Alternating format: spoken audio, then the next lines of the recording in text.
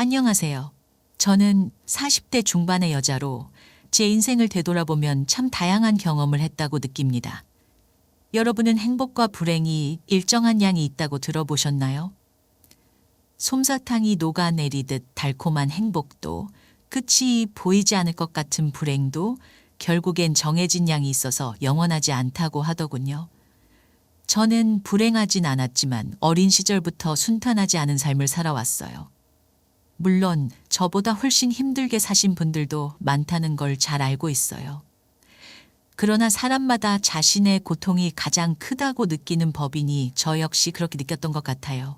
그래서 저는 제 인생을 돌이켜보면 참으로 힘든 시절을 견뎌온 사람이라고 생각했습니다. 하지만 인생의 중반을 넘어가면서 제 삶에도 따스한 빛이 비추기 시작했어요. 덕분에 요즘은 달콤한 행복을 만끽하며 살아가고 있습니다. 그러던 중 문득 아직도 불행의 굴레에서 벗어나지 못한 분들께 제 이야기를 나누고 싶다는 생각이 들었어요. 막연한 어둠 속을 헤매기보다는 언젠가 이 어둠이 끝날 것이라는 희망을 품고 나아가는 것이 더 큰 위로가 될 테니까요. 제 이야기가 큰 위로가 될지 모르겠지만 조금이나마 많은 분들께 힘이 되었으면 좋겠습니다. 저희 부모님은 제가 12살, 남동생이 9살일 때 이혼을 하셨어요. 제 아버지는 술만 마시면 엄마를 괴롭히곤 했어요. 아버지가 술에 취해 집에 돌아올 때마다 엄마는 항상 두려움에 떨며 아버지의 폭력을 견뎌내야 했습니다. 저와 동생은 그런 장면을 지켜보며 무력감에 빠졌죠. 그 후 엄마는 온갖 일을 하며 우리를 키워주셨습니다. 아침부터 밤까지 쉬지 않고 일하면서도 항상 우리를 위해 애쓰시는 모습이 안타까웠습니다. 엄마는 집안일과 외부 일을 병행하면서도 우리에게 따뜻한 밥을 지어주셨고 잠들기 전에 항상 우리의 안부를 챙기셨습니다. 그런 엄마의 헌신 덕분에 우리는 어려운 상황에서도 잘 자라날 수 있었습니다. 저는 어려운 집안 형편에 대학에 별 뜻도 없다는 거짓말을 하며 대학 진학을 포기했어요.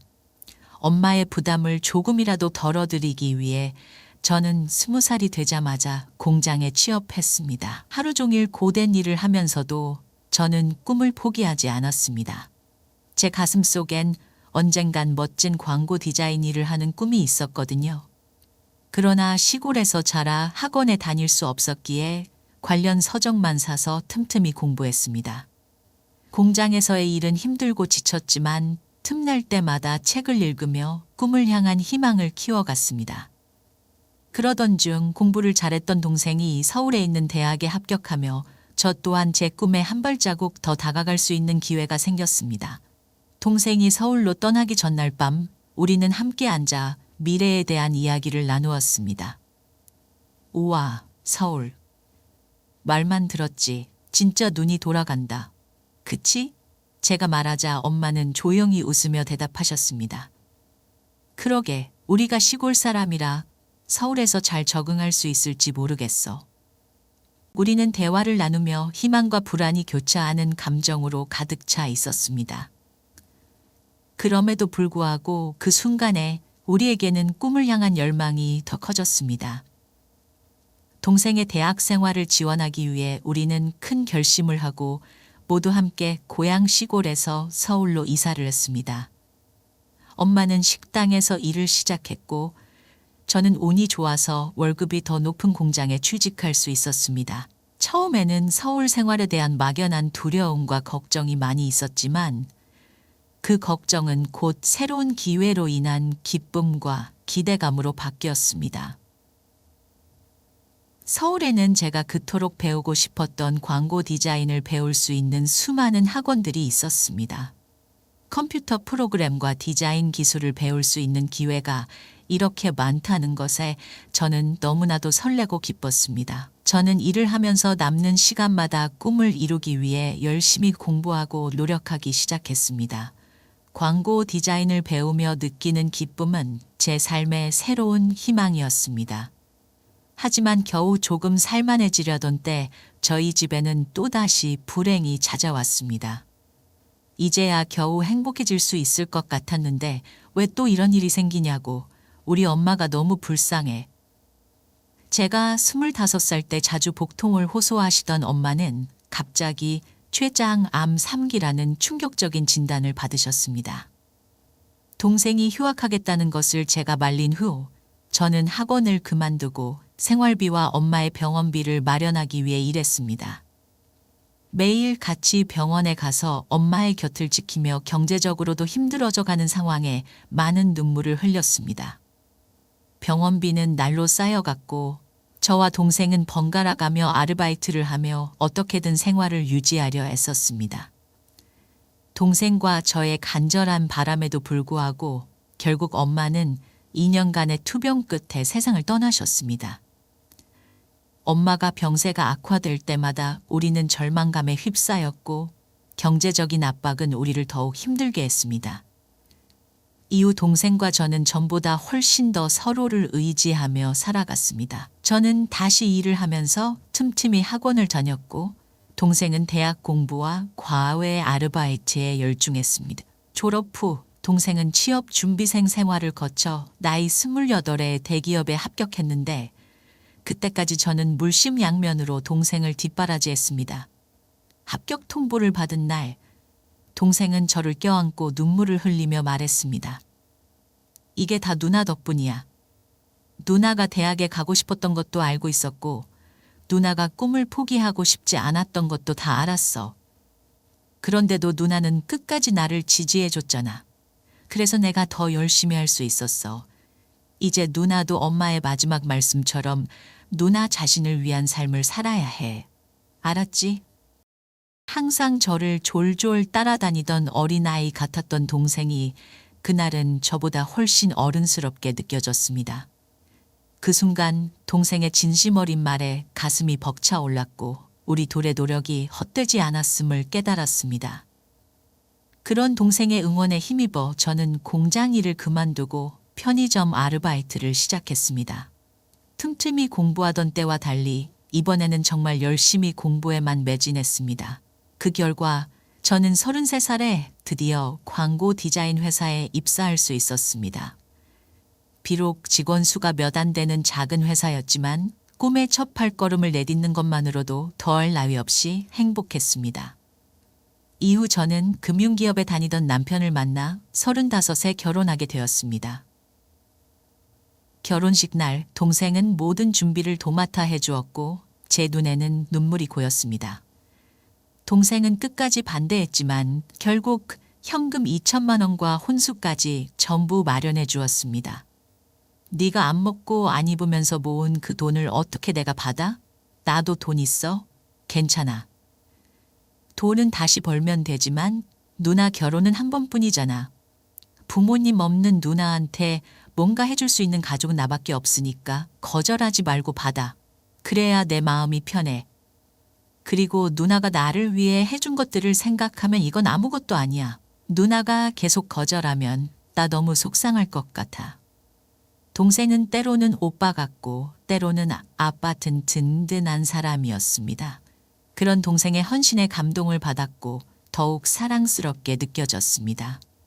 그렇게 저는 결혼 생활을 시작하게 되었습니다. 저는 그 결혼이 새로운 행복으로 가는 길이라고 믿었습니다. 결혼하고 곧바로 딸을 가지기까지 했으니 이제야 제 인생에도 진정한 봄날이 온 것 같았습니다. 하지만 결혼은 행복이 아니라 또 다른 불행의 시작임을 저는 나중에야 깨달았습니다.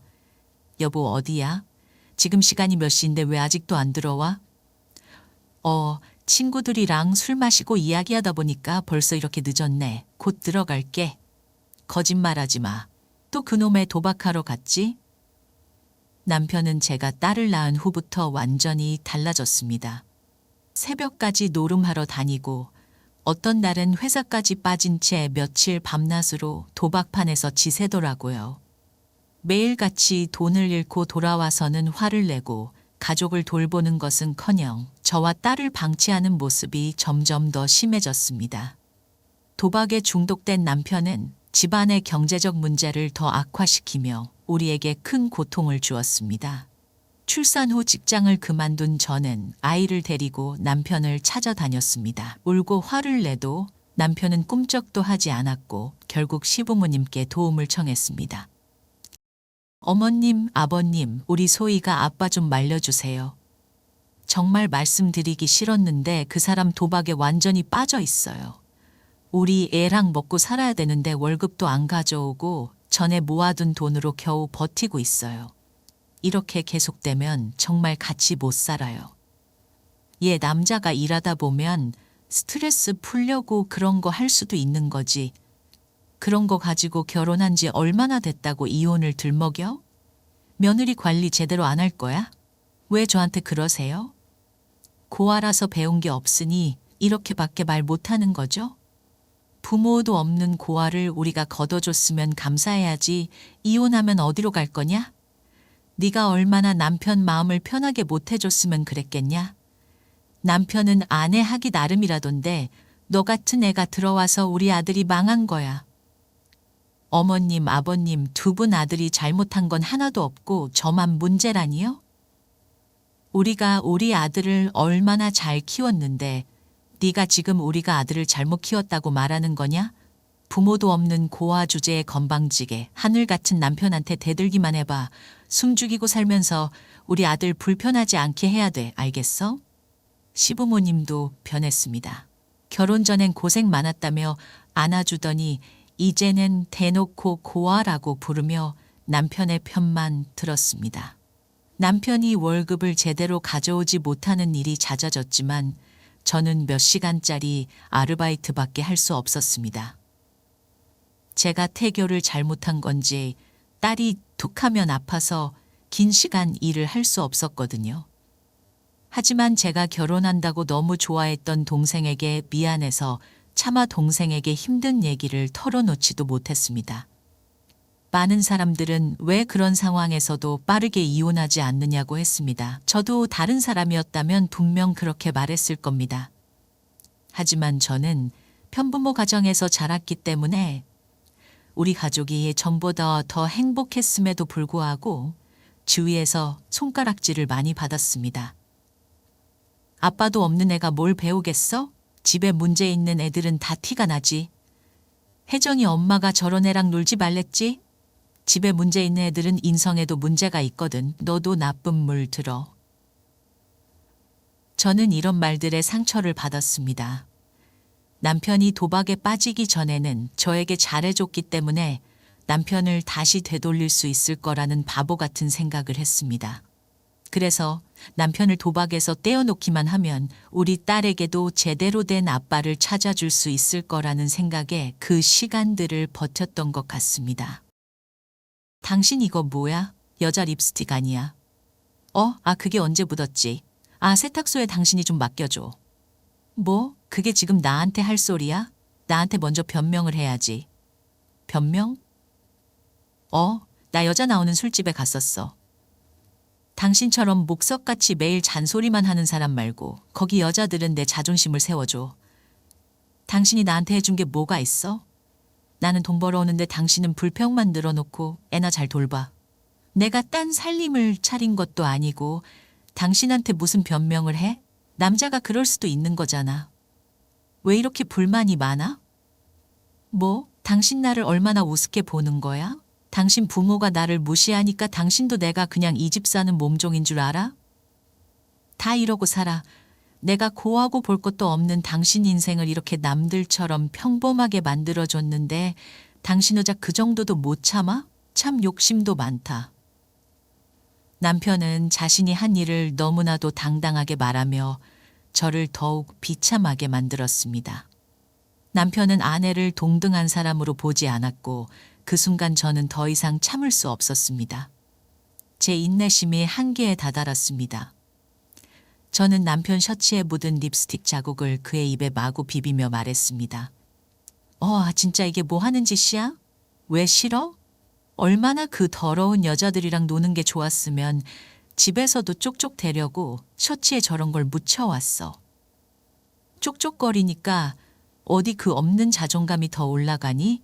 얼마나 스스로한테 자신이 없으면 돈 받고 알랑방귀 끼워주는 그런 여자들 말해. 어깨 으쓱 대니? 집에 애 병원비도 제대로 안 가져다 주면서 그 돈을 그런 데 쓰고 다니냐고. 이게 어디 진짜 주제도 모르고 진짜 당신 나한테 제대로 혼나볼래? 혼나는 거 너야. 이 자식아. 어디 빚자루 들고 맴매라도 해주냐?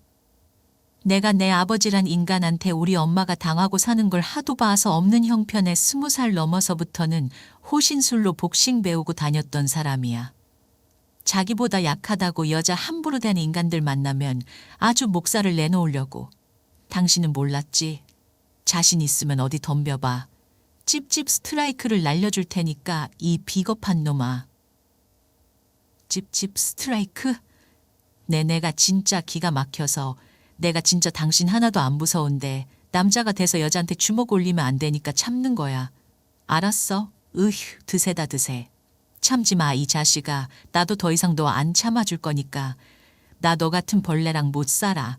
내일 이혼서를 떼올 테니까 얌전히 도장 찍어. 어이구 예. 아주 감사하네요. 나도 덕볼 처가도 없고 고아 주제에 순종은커녕 맨날 잔소리 달고 사는 당신 같은 여자랑 더는 살기 싫었어. 얌전한 여편네 줄 알고 꼬셨으나 나야말로 완전 사기 결혼당한 거라고. 설마 대도 못 잇는 당신 딸까지 나한테 떠넘길 건 아니지? 웃기지 마라. 나한테 떠넘기면 당장 고아원에 내다 버릴 거야. 누가 너 같은 인간한테 우리 소희가 보낸대? 어림없는 소리 하지도 마. 너 같은 놈한테 소송을 걸어서라도 우리 소희가 못 주니까. 꼴에 자존심 부리기는. 나 나갈 거니까 나 돌아오기 전에 애랑 짐 싸서 나가. 알았어? 나중에 나 붙잡아도 소용없으니까 구질구질하게 매달리지 말라고. 아, 그리고 분명히 말해드리는데 나도 원래 이혼하고 싶었는데 당신이 먼저 말만 한 거야. 내가 당신을 먼저 마음속으로 버린 거지. 당신이 날 찬 게 절대로 아니라고. 저는 그놈에게 대책의 이혼을 통보했습니다. 찌질하게도 끝까지 자신이 저를 버리는 거라는 억지와 함께 그놈은 술집인지 노름판인지 모를 곳으로 가버렸습니다. 그동안 흘린 눈물이 너무 많아서 그때는 눈물도 나지 않았습니다. 나는 이제 숨길 것도 없다 싶어 동생에게 전화해 그동안의 사정을 모두 말하고 도움을 청했습니다. 그동안 말 못해서 미안해, 준호야. 어떻게든 너 걱정시키기 싫었는데 그놈은 안 될 놈인 것 같아. 어차피 이 집 그놈 부모가 해준 집이니까 난 우리 딸이랑 몸만 나가려고. 그런데 짐이 너무 많아서 네가 좀 도와줬으면 좋겠어. 근처에 고시원에서 일단 머무를 수 있을 것 같아. 조금 더 알아보자고. 이렇게 심각한 상황이었는데 왜 이제야 말한 거야? 왜 그동안 나한테 아무것도 말하지 않고 혼자 끙끙 앓고 있었어? 지금 당장 나가서 집으로 돌아가자. 무슨 고시원인가? 내가 있는데 우리 집으로 와. 그리고 나를 더 걱정시키고 싶지 않다면 고집 부리지 말고. 그런데 내가 짐을 싸고 있을 때 헐레벌떡 달려온 동생과 함께 있었다. 그때 나가던 남편이 술에 취한 채로 들어오면서 동생의 신발을 보지 못했는지 거실에서 나를 비꼬기 시작했다. 아직도 여기 있었어? 오늘 하루 온 돈을 다 날려버려서 기분이 엉망인데 집에 와서까지 너를 보면서 기분이 더 나빠졌어. 빨리 나가. 이 거렁뱅이야, 약해지지 마. 감히 누나에게 거렁뱅이라고? 이 소리를 듣고 딸방에서 마지막 짐을 챙기던 동생이 사나에게 소리쳤다. 그제야 남편은 동생을 발견하고 당황해서 말도 제대로 못하더라. 그 순간부터 동생은 남편을 혼내기 시작했다. 처남, 여기는 언제 왔어? 왜 이렇게 당황해? 여자인 우리 누나에게 그렇게 막말하더니 남자인 내가 있으니까 무섭냐, 이 겁쟁아? 처남, 그래도 내가 매형인데 이렇게 심한 말을 해도 되겠어? 매형? 너 우리 누나랑 이혼하기로 했다며. 그런데 왜 네가 매형이야?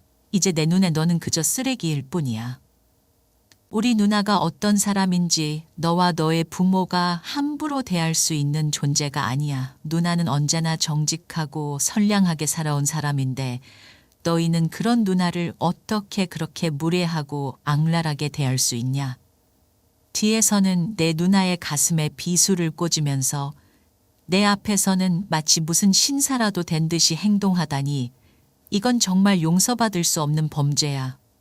너의 행위는 인간으로서의 도리를 넘어서서 진정한 악행이야.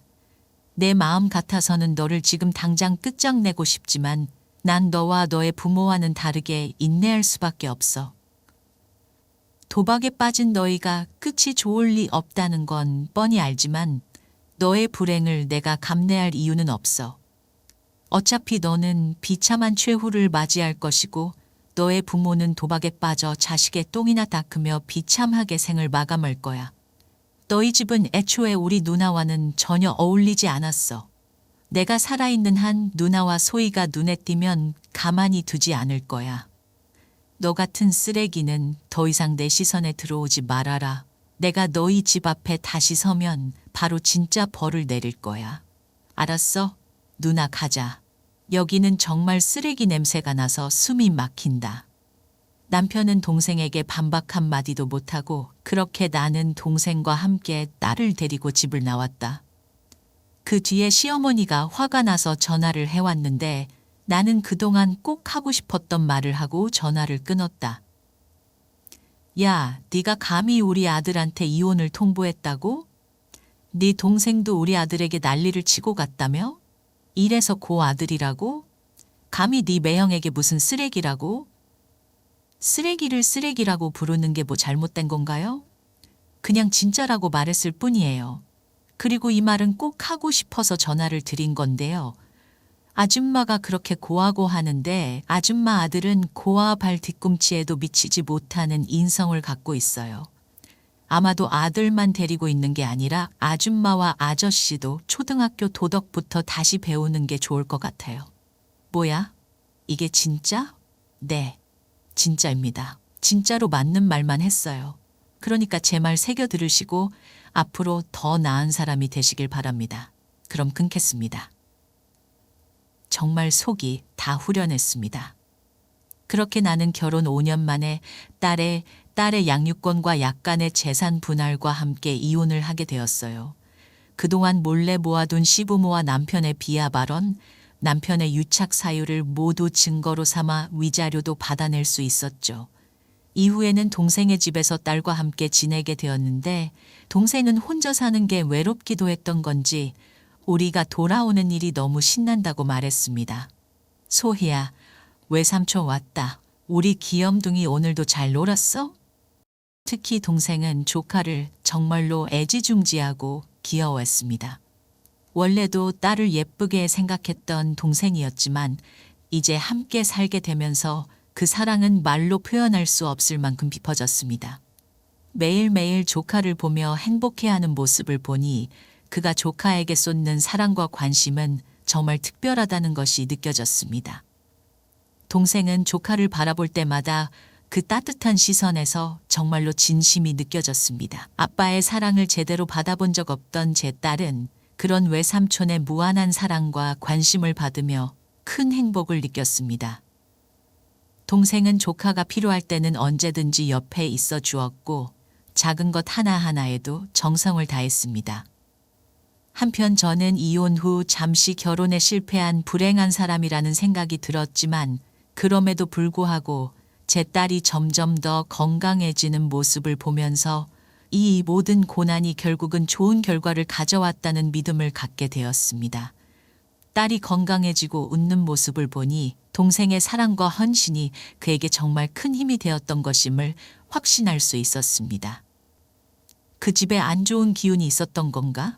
어쩜 이혼하자마자 애가 이렇게 건강해지지? 그러게, 애초에 그 집은 누나와 소희가 살 집이 아니었던 것 같아. 어릴 때 많이 아픈 아이들은 커서 건강해지니까 우리 소희가도 그런 경우겠지. 너무 다행이다, 누나. 덕분에 이혼한 지 1년이 조금 안 되었을 때부터 저는 아이를 어린이집에 맡기고 아르바이트가 아닌 정규직 자리를 찾아보려는 결심을 했습니다. 아이를 낳으면서 잠시 포기했던 광고 디자인에 대한 꿈을 다시 이루고 싶었기 때문이죠. 하지만 현실은 무척 가혹했습니다. 혼자서 아이를 키우며 41세의 나이에 경력도 부족한 제가 채용될 곳은 정말로 드물었습니다. 매일매일 수십 군데의 회사에 이력서를 보내고 면접을 봤지만 대부분의 회사들은 저의 나이와 경력 부족을 이유로 채용을 거부했습니다.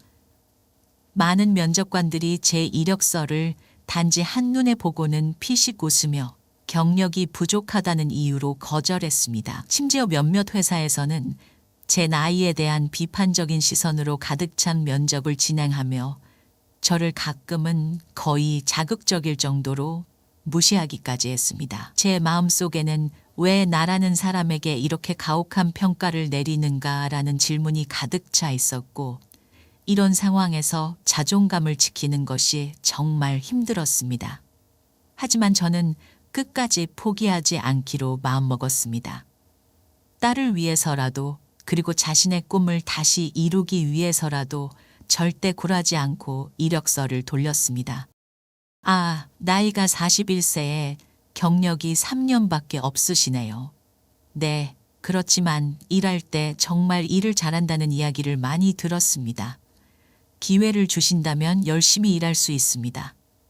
아, 네, 우선 연락드리겠습니다. 수고하셨습니다. 각오는 했지만 차가운 면접 분위기에 상처를 많이 받았어요. 그러나 딸을 위해서라도 끝까지 포기하지 않으려는 마음으로 계속 이력서를 돌렸습니다. 그러다 이혼한 지 2년이 되던 해, 한 회사의 면접에서 조롱을 받기도 했죠. 그리고 그날은 제 운명의 날이었습니다. 이민지 씨, 뭐야?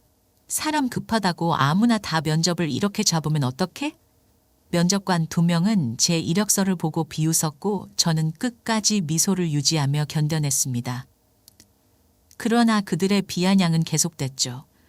이민지 씨 대학도 안 나온 지방 출신이네요. 경력은 공장만 있네요. 아니요, 여기 보시면 3년간 광고 디자인 회사에서 일한 경력이 있습니다. 아, 네, 여기가 어디죠? 듣도 보도 못한 회사네요. 박 차장, 여기 들어본 적 있어요? 아니요, 처음 듣는데요. 이민지 씨, 여기가 큰 회사인가요? 아, 그건 아니에요. 직원 수가 10명도 안 되는 곳이긴 하지만 그래도 꽤 오랫동안 일했고 나름 인정을 받았어요. 네, 됐습니다. 여기까지 하시면 됩니다. 부장님, 이제 정리하시고 다음 면접 준비하셔야죠. 면접이 끝난 뒤 저는 자존심이 심히 상하고 수치스러움에 가득 차서 얼굴이 붉어지고 몸이 오그라드는 기분이었습니다. 그동안 열심히 살았다고 생각했지만 이번 면접은 정말 최악이었고 이 불쾌한 감정을 빨리 잊고 싶었습니다. 면접이 끝나고 사무실을 나서려던 순간 갑자기 누군가가 사무실 문을 열고 들어왔습니다. 제 뒤에서 들어오는 그 모습에 심장이 멈춘 듯한 기분이었죠. 그때 2 사람은 심드렁한 표정을 지우고 벌떡 일어나 저를 향해 공손하게 인사를 했습니다. 대표님 오셨습니까? 아, 여긴 어떻게 오셨어요? 오늘 바쁘시다고 하지 않으셨나요? 미팅을 최대한 빨리 끝내고 왔어요. 아무리 바빠도 우리 회사의 중요한 직원 면접인데 잠깐이라도 지켜보려고 했어요.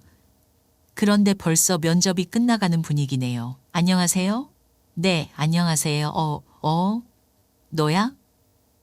대표님은 저에게 인사한 후 몸을 돌려 아직 면접 의자에 앉아있던 저에게도 인사를 건넸습니다. 그 순간 저의 얼굴이 굳어지고 말았습니다. 대표님의 얼굴이 굉장히 낯익어 보였거든요. 그리고 대표님도 저를 알아보는 듯 놀란 눈으로 저를 쳐다보았습니다. 바로 그때 대표님이 먼저 알아봐 주셨습니다. 너 이민지 맞지? 너 재혁지? 박재혁 맞지? 이 회사의 대표가 너였어? 응, 맞아. 이 회사가 내 회사야. 세상에, 너 우리 회사에 면접 보러 온 거야? 진짜 세상 좁다. 어떻게 이런 우연이 있을 수 있지? 그 사람은 제 중학교 시절 단짝 친구였던 재혁이었습니다. 아무리 시간이 흐르고 얼굴이 변한다 해도 우리가 오랜만에 만난 그날 서로를 단번에 알아볼 수 있었습니다. 그 순간 모든 고통과 스트레스가 사라지며 웃음이 절로 나왔습니다. 저를 무시했던 면접관들은 당황한 표정으로 대표님에게 물었습니다. 대표님, 아는 분이세요? 아, 네. 민지야, 일단 회사니까 저녁이나 함께 하면서 이야기하자. 여기 이력서에 적힌 번호로 연락하면 되겠지? 좋아. 그럼 저는 이만 가보겠습니다. 수고하셨습니다. 민지야, 꼭 전화 받아야 해? 알았지? 면접이 끝난 후 저는 다음 면접자를 위해 면접장에서 나왔습니다. 집에 돌아오는 길에 재혁와의 오랜 추억들이 떠오르며 미소가 절로 지어졌습니다. 재혁는 저와 제 동생, 엄마와 함께 살던 집의 이웃 친구였어요. 우리는 함께 자전거를 타고 숲속에서 뛰어놀며 즐거운 시간을 보냈죠. 재혁의 부모님이 저희 중학교 1학년 때 이혼하면서 재혁는 할아버지에게 맡겨졌습니다. 하지만 그와의 추억은 여전히 소중하고 다시 만난다는 것이 정말 기뻤습니다. 집에 도착했을 때 그때의 행복한 기억이 떠오르며 입가에 미소가 계속되었습니다. 재혁과의 재회가 면접에서의 불쾌함을 잊게 해주었고 기분이 한층 가벼워졌습니다. 이 세상의 아버지들은 다들 한심한 존재들 같아. 그렇지? 너희 어머니를 그렇게 괴롭히던 민지, 네 아버지나 내 아버지나 다 똑같은 인간들이잖아. 글쎄, 비록 우리 아버지들이 그랬지만 다른 애들 부모님을 보면 꼭 그렇지만도 않더라. 그러니까 재혁, 넌 나쁘게만 생각하지 말고 나중에 아빠가 되면 꼭 내 자식에게 좋은 아빠가 되어줘. 나도 나중에 내 아이들만큼은 꼭 좋은 아빠 밑에서 자라게 해주고 싶어. 야, 민지야, 뒷산에 놀러 가자. 어제 비가 와서 개구리 엄청 많이 나와 있을 거야. 개구리 잡으러 가자. 난 개구리 징그러워서 싫어. 그럼 나 잡는 거 구경만 해. 친구 좋다는 게 뭔지 알려줘야지. 혼자 놀기 심심하니까.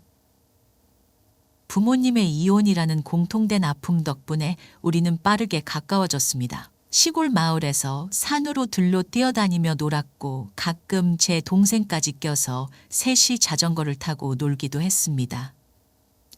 재혁의 할아버지와 제 엄마 사이도 굉장히 좋았고 할아버지는 저의 엄마를 만날 때마다 따뜻하게 대해주셨습니다.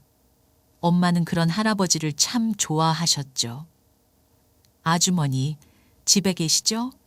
제가 감자를 많이 쌓았는데 아주머니랑 애들 생각이 나서 가져왔어요. 아주머니 감자 참 좋아하시잖아요. 어머, 감사합니다, 할아버지. 감사는 무슨. 나야말로 매번 밑반찬 만들어주고 우리 재혁 잘 챙겨줘서 고마워요. 그런 두 분 덕에 우리 세 아이는 더더욱 친하게 지낼 수 있었어요. 할아버지는 갈수록 나이가 드시며 일을 많이 하지 못하셨는데 그러다 보니 형편이 저희 집보다도 더 안 좋았어요. 그걸 눈치챈 엄마는 없는 형편에도 반찬들을 만들어 재혁의 집에 나눠드리곤 했죠. 저 아주머니 미안한데 혹시 이번 달만 나 돈 좀 빌려줄 수 있을까요? 다름이 아니고. 아이고 됐어요, 할아버지. 이유 말씀 안 하셔도 돼요. 오죽 급하셨으니까 오셨죠. 저도 여유가 없어서 크게는 못 도와드리지만 조금은 도와드릴 수 있어요. 이웃 사촌 좋다는 게 뭐예요?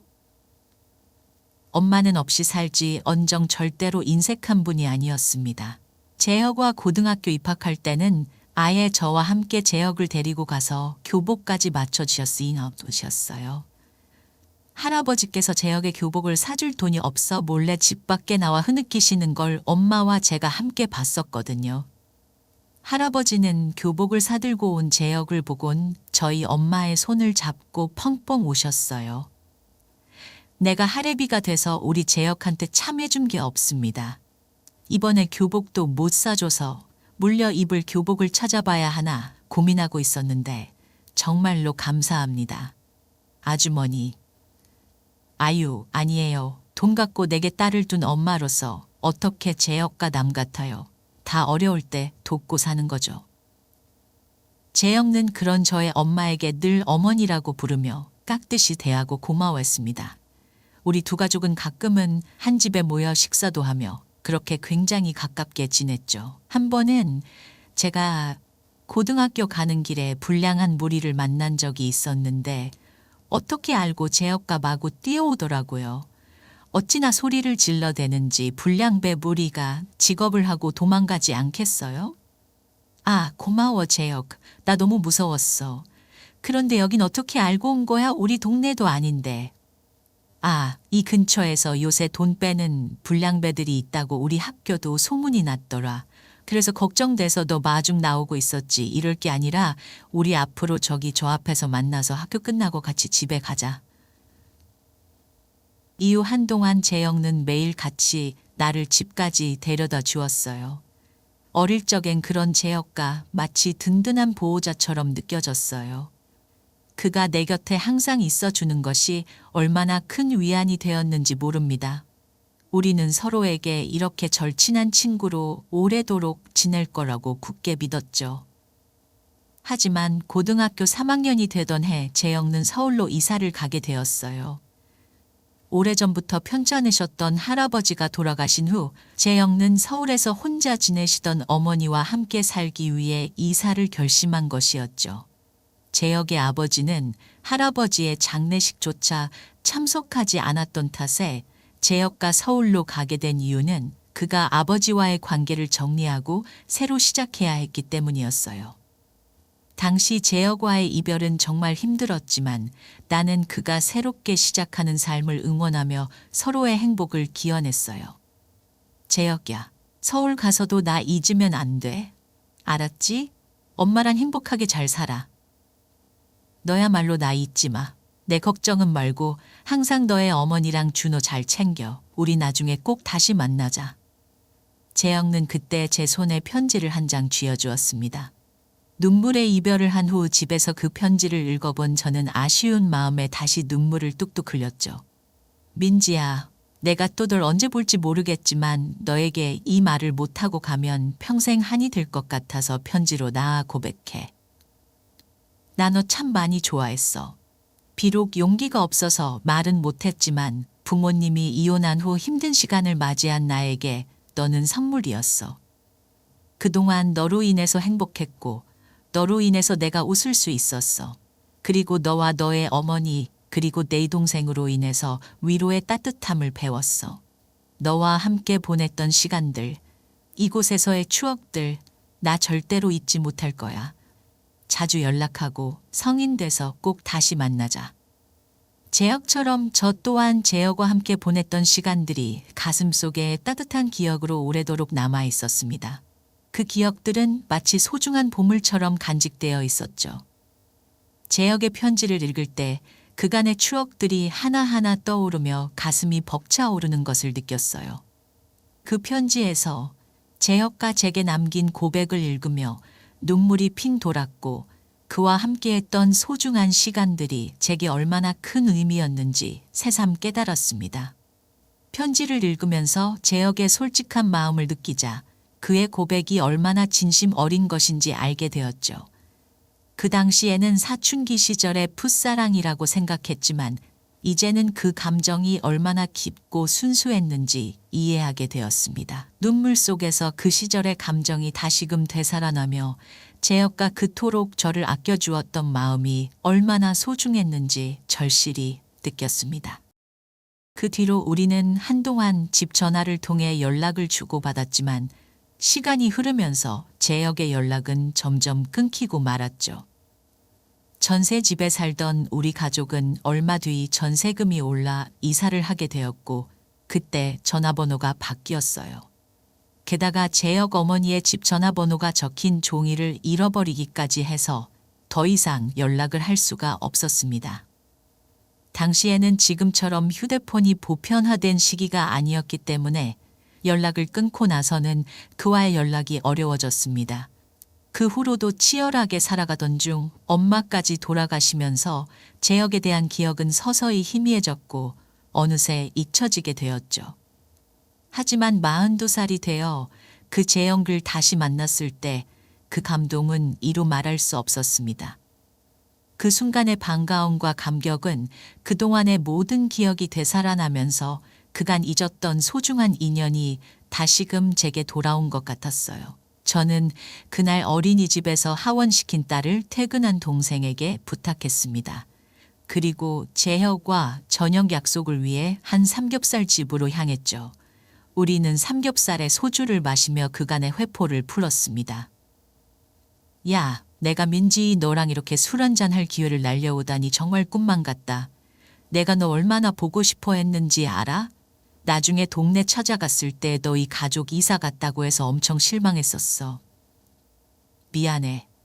아직 외우지 못했던 너의 어머니 집 전화번호를 잃어버렸다니까. 그러고 보면 누구나 휴대폰 가지고 있는 지금 세상이 너무 좋아졌다고 생각해. 그래서 지금 너의 어머닌 잘 지내셔? 아, 넌 어쩌다가 회사 대표까지 됐어? 서울에 오면서 어머니가 이제라도 대학 입시 준비를 하라고 엄청 체근하셨어. 요새 대학 안 나오면 무시받는 세상이라면서 말이야. 그런 어머니 덕분에 삼수에서 대학에 가고 회사 다니다가 좋은 기회에 회사도 차리게 됐지. 뭐 운이 좋아서니 그렇게 이렇게 빨리 회사도 자리 잡을 수 있었고 말이야. 우리 어머닌 뇌출혈로 돌아가셨어. 내가 네 얘기 참 많이 했었는데 어머니도 지금 널 보면 많이 좋아하셨을 거야. 그러는 넌 잘 지내고 있어. 어머닌. 우리 엄만 암으로 나 27살 때 돌아가셨어. 평생 호강시켜 드리고 싶었는데 뭐가 그렇게 급하셨는지 말이야. 그랬구나. 아주머니 참 좋은 분이셨는데 많이 속상했겠다. 근데 너 결혼은 했어? 준호는? 난 여태 일에만 몰두하다 보니까 노총각이다, 야. 준호는 하라고 노래를 불러도 아직 별 생각이 없다고. 난 2년 전에 이혼했어. 지금은 준호 집에서 7살 딸 키우면서 살고 내가 남자 보는 눈이 좀 형편없었거든. 우리는 그 안에서 서로의 이야기를 진솔하게 나누었습니다. 술이 조금 들어가다 보니 마음속에 묻어두었던 결혼 생활의 상처와 고민을 자연스럽게 털어놓았죠. 재영은 자신의 어려웠던 시절과 고민을 솔직하게 공유했고 저도 제 삶의 고난과 아쉬움을 나누었습니다. 그렇게 술잔을 기울이며 서로의 고통과 기쁨을 이해하게 되었고 그동안 감춰온 이야기들을 나누며 더 가까워진 느낌이었습니다. 그러던 중 재혁가 갑작스럽게 제게 중요한 이야기를 털어놓았고 저는 그 이야기의 놀라움을 감추지 못했습니다. 야, 어린 시절 친구가 좋긴 좋다. 이런 얘기가 편하게 술술 나오네. 그래, 나랑 이렇게 술 한 잔에 다 털어놓고 잊어버려. 그건 그렇고 민지야, 나 아까 내 이력서랑 포트폴리오 좀 자세히 살펴봤어. 그랬어. 근데 아까 너희 회사 직원분들 태도 보니까 나 떨어질 것 같더라. 혹시나 해서 말하는데 나 친구 찬스로 낙하산 타고 그러기 싫다. 김치국도 한 사발이다. 근데 민지야, 비록 경력 단절 기간도 길고 아마 경력도 얼마 안 되긴 하지만 난 이 포트폴리오 정말 인상 깊게 봤어. 다른 면접자들은 다들 대졸이고 경력도 꽤 됐는데 유독 내 포트폴리오가 내 눈길을 사로잡더라고. 아이디어가 정말 참신하고 열심히 고민한 게 느껴지더라. 그래서 말인데 나 회사 대표로서 진지하게 제안할게. 우리 회사에 정말로 들어와서 일해보지 않을래? 재영은 제게 자신의 회사에 일자리를 주겠다고 말했던 겁니다. 그 순간 저는 깜짝 놀라서 술이 코로 뿜어질 뻔했습니다. 정신이 확 들면서 눈이 크게 떠졌고 그제서야 재혁의 말이 제대로 들리기 시작했습니다. 정말? 하고 믿을 수 없는 표정을 지으며 물었고 재혁은 진지하게 고개를 끄덕였습니다. 이 상황이 믿기지 않아 순간적으로 멍해졌지만 곧이어 행복과 감동이 가득 차올랐습니다. 야, 너 지금 나한테 합격 통보해 주는 거야? 근데 아까도 말했듯이 나 낙하산은 진짜로 싫어. 네가 지금 찬밥 더운 밥 가르쳐줄 상황이 아니야. 그리고 나 정말 인정받은 젊은 사업가야. 회사 일 절대 장난으로 하지 않아. 내가 네 포트폴리오를 보고 진심으로 가능성을 봤어. 너의 노력과 아이디어가 단연 돋보였고 그래서 나는 확신해. 이민지 씨, 내가 이 회사의 대표로서 정식으로 너에게 출근해달라고 제안하는 거야. 네가 가지고 있는 잠재력과 열정이 우리 회사에 꼭 필요한 자산이 될 거라고 믿어. 내가 너를 신뢰하는 이유는 단순히 과거의 친구가 아니라 네가 진정으로 이 일을 해낼 수 있는 능력을 가지고 있기 때문이야. 진짜? 진짜야. 나 진짜로 합격이야. 와, 만세. 여러분, 저 드디어 취업했어요. 저 이제 광고 디자인 회사 직원이라고요.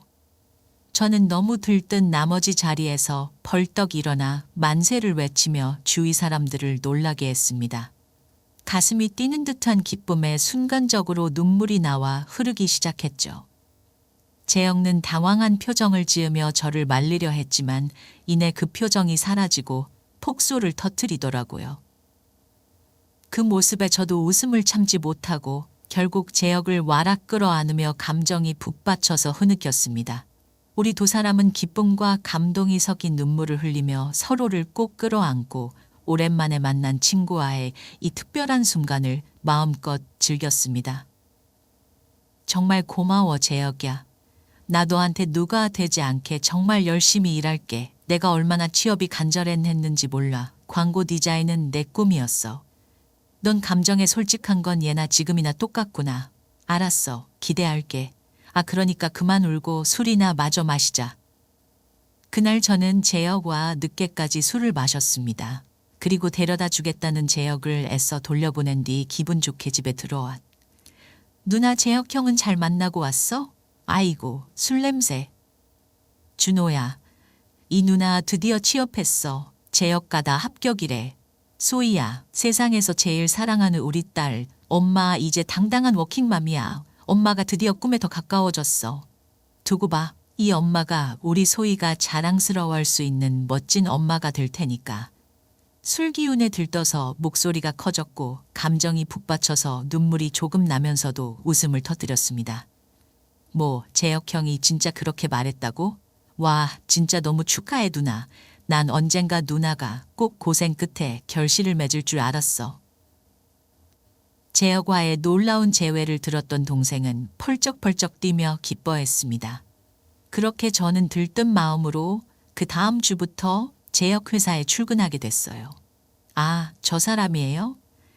대표님 지인이라는 낙하산이. 듣겠어요. 내가 틀린 말 했나요? 부장님이랑 차장님이 떨어뜨리려고 했는데 대표님이 우겨서 취업시킨 거라면서요? 하긴 우리 회사 사람들 다들 한능력 하는데 낙하산 주제가 얼마나 버티겠어요. 회사 사람들은 저를 볼 때마다 대놓고 수군거렸고 마치 저를 외면하려는 듯한 차가운 시선을 보냈습니다.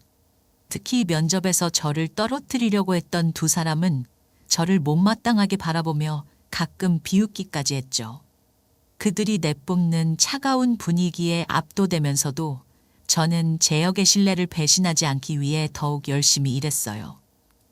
퇴근 후에는 딸과 동생의 밥을 챙기고 나서 컴퓨터 앞에 앉아 악착같이 공부에 몰두하며 시간을 보냈습니다. 직장에서의 어려움과 냉정한 시선 속에서도 저의 열정과 노력은 꺾이지 않았습니다. 뭐야, 이거 세용 씨 아이디어야. 어디 인터넷에서 베껴온 거 아니야? 아닙니다. 순수 제 창작물이에요. 생각보다 아주 센스가 있네. 저번에 면접 볼 땐 이력서만 보고 트폴리오 제대로 안 살펴봤었는데 다시 보니까 나쁘지 않더라고. 다들 이번엔 민지 씨 아이디어로 프로젝트 진행해보지. 오, 민지 씨 다시 봤어요. 낙하산인데 능력 있는 낙하산이었나 봐요. 우리 오늘 점심 양식 먹을 건데 같이 가실래요? 그리고 제 노력이 계속해서 빛을 발하면서 회사 사람들의 태도가 더욱 긍정적으로 변했어요. 부장님과 차장님은 제 프로젝트 결과를 칭찬하며 저에게 더욱 많은 책임을 맡기게 되었고 그들의 인정을 받으면서 제 자신감도 크게 향상되었죠. 다른 동료들은 저를 점심 식사에 초대하는 것을 넘어서 저의 의견을 존중하고 제 업무를 도와주는 등 협력적인 자세를 보이기 시작했어요. 회식 자리에서도 이제는 제가 중심이 되어 대화를 주도하거나 새로운 아이디어를 제시하는 등 제 의견이 점점 더 중요하게 여겨지더군요. 사람들이 저를 자연스럽게 대하고 팀의 일원으로서 제 역할을 인정하는 모습을 보면서 정말로 이곳에서 제 자리를 찾은 것 같다는 생각이 들었어요. 역시 이민지. 난 회사 사람들이 널 언젠간 인정해 줄 줄 알았어. 멋지다 너. 그렇게 회사에 잘 적응해가는 저를 보며 재영는 마치 자기 일처럼 기뻐했습니다. 회사를 다니며 하나 더 좋았던 점은 재혁과도 많은 시간을 어울릴 수 있었다는 것이었어요. 저는 재혁과 가끔은 둘이 점심을 먹기도 했고 업무 틈새 시간에 커피를 한 잔씩 하기도 했죠. 이런 작은 순간들이 저에게는 큰 위안이 되었고 오랜 친구의 존재는 마치 편안한 휴식과 같은 느낌을 주었어요. 재혁과의 대화는 언제나 유쾌하고 마음을 편안하게 해주었죠. 그런 중에도 재혁는 제게 이렇게 말하기도 했어요. 나 내 딸도 한번 보고 싶어. 너 닮았으면 엄청 귀엽고 똘똘하겠다. 그리고 준호도 나 보고 싶어 하지 않아? 안 그래도 제 동생 또한 재혁을 보고 싶어 했던 터라 동생과 상의 후 재혁을 주말 저녁 식사에 초대했습니다. 음식을 직접 준비하고 배달 음식도 시켜서 푸짐하게 차렸죠. 주말 저녁 재혁과 도착하자 우리는 금세 즐거운 분위기 속에서 이야기를 나누었습니다. 이후에도 우리는 자주 만나 식사하고 좋은 시간을 보냈습니다. 이렇게 자주 만나다 보니 우정이 더 깊어졌고 서로의 삶에 더욱 가까워졌습니다.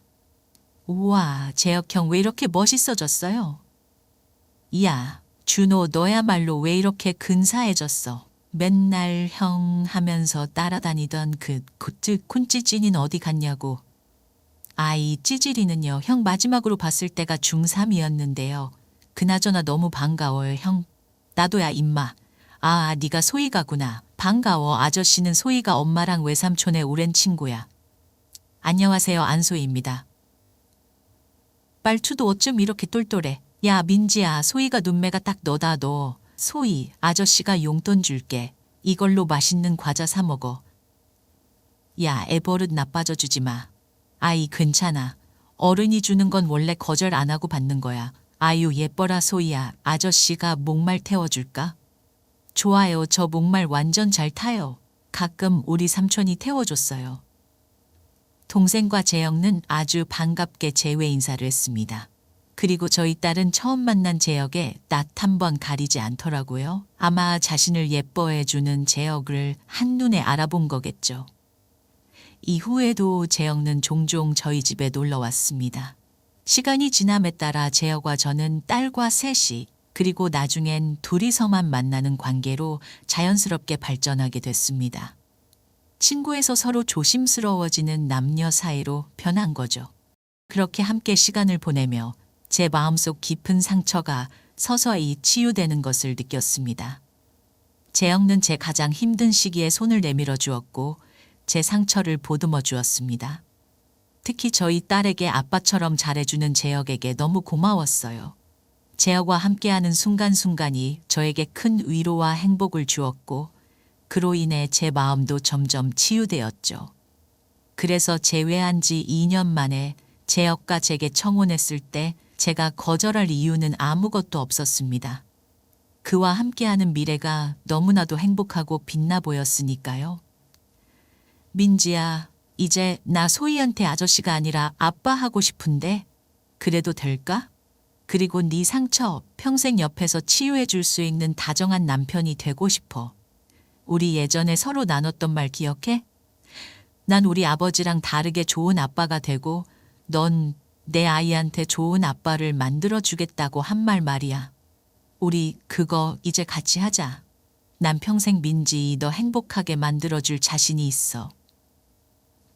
재혁의 이 말은 너무나도 진심이었고 그의 눈빛에는 진정성이 가득했습니다. 그의 진심 어린 고백과 다짐은 제 마음을 깊이 울렸고 저는 눈물을 참을 수 없었습니다.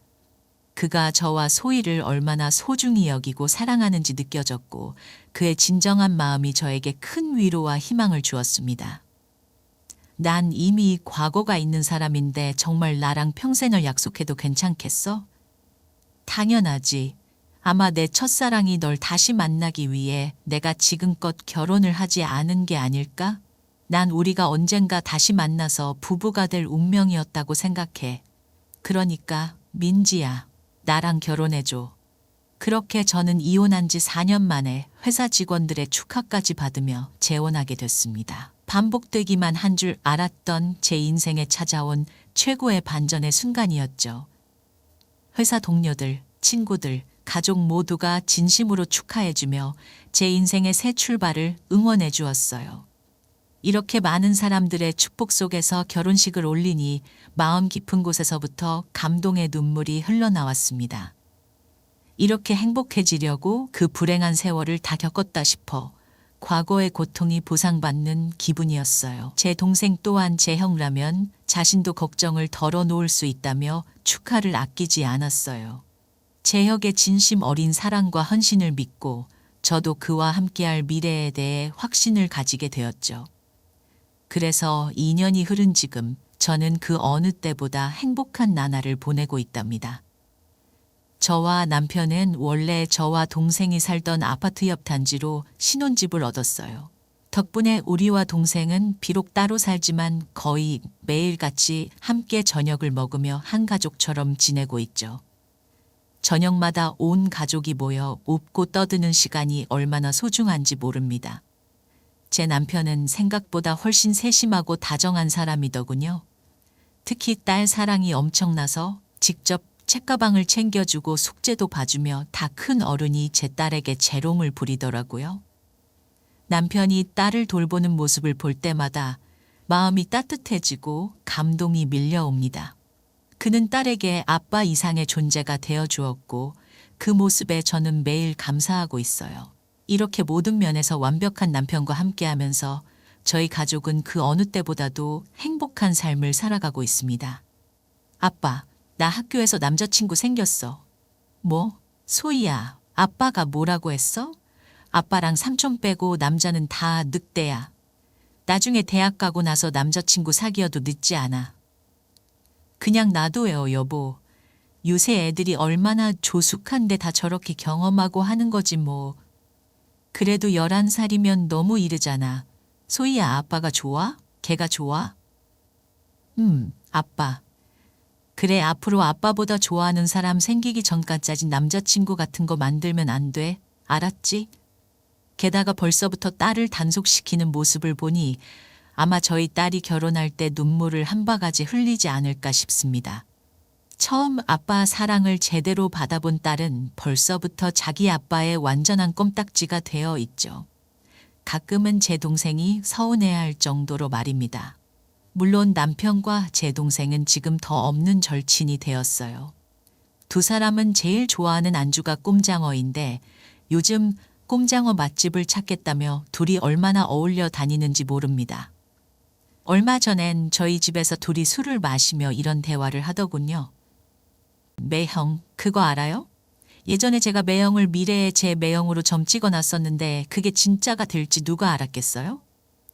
이거 아부 좀 할 줄 아는 유망한 처남이구만. 알았어. 다음은 내가 아싸. 우리 매형 최고. 대기업 부장이라는 놈이 맨날 매형 주머니나 털어가고 말이야. 아무렴 제가 부장이어도 회사 대표만 하려고요. 매형, 제 매형이 되어주셔서 정말 감사합니다. 앞으로도 저희 누나랑 우리 소희가 잘 부탁드려요. 나도 제발 잘 부탁한다는 말 좀 해보게. 처남, 제발 장가 좀 가.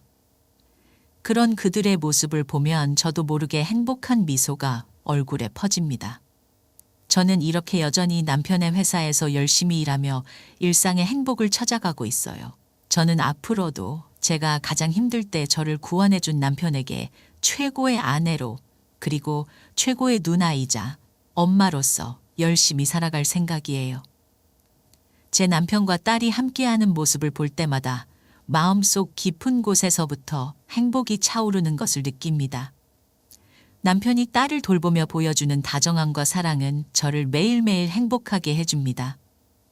남편과 함께 보내는 일상은 매 순간이 소중하고 저는 그와 함께하는 모든 시간이 너무나도 감사하고 행복합니다. 그런 제게 마지막 바람이 있다면 결혼에 영 관심 없어 하는 제 동생이 얼른 결혼해서 자신의 가정을 찾는 일입니다. 부디 제 동생이 제 남편처럼 좋은 여자를 만나 또 다른 행복을 느끼며 살아갔으면 좋겠어요. 그럼 저는 마지막으로 남편과 동생에게 짧은 메시지를 남기며 이만 사연을 마치려고 합니다. 야, 이준호, 제발 장가 좀 가. 부탁이다. 그리고 준호야. 누나가 항상 고맙고 사랑해. 내 동생으로 태어나줘서 누나가 많이 고마워하는 거 알지? 그리고 여보, 내가 정말 밑바닥까지 떨어져 있을 때 날 구해줘서 진심으로 고마워. 아빠의 사랑을 모르던 우리 딸에게 든든한 아빠가 되어준 것도 말이야. 앞으로 당신이 나한테 그래해준 것처럼 나도 당신에게 도움이 될 수 있는 든든한 아내가 되게끔 열심히 노력하면서 살게. 지켜봐줘. 여보, 준호야, 사랑해. 그리고 진짜 마지막으로 우리 딸 소희야, 엄마가 하늘만큼 땅만큼 사랑한다. 그리고 여보, 내가 정말 밑바닥까지 떨어져 있을 때 날 구해줘서 진심으로 고마워. 아빠의 사랑을 모르던 우리 딸에게 든든한 아빠가 되어준 것도 말이야. 당신이 없었다면 나와 소희가는 지금처럼 행복할 수 없었을 거야. 당신의 사랑과 헌신 덕분에 우리는 다시 웃을 수 있게 되었어. 앞으로 당신이 나한테 그래준 것처럼 나도 당신에게 도움이 될 수 있는 든든한 아내가 되게끔 열심히 노력하면서 살게. 지켜봐줘. 당신의 미소와 따뜻한 마음이 나에게 얼마나 큰 힘이 되는지 몰라.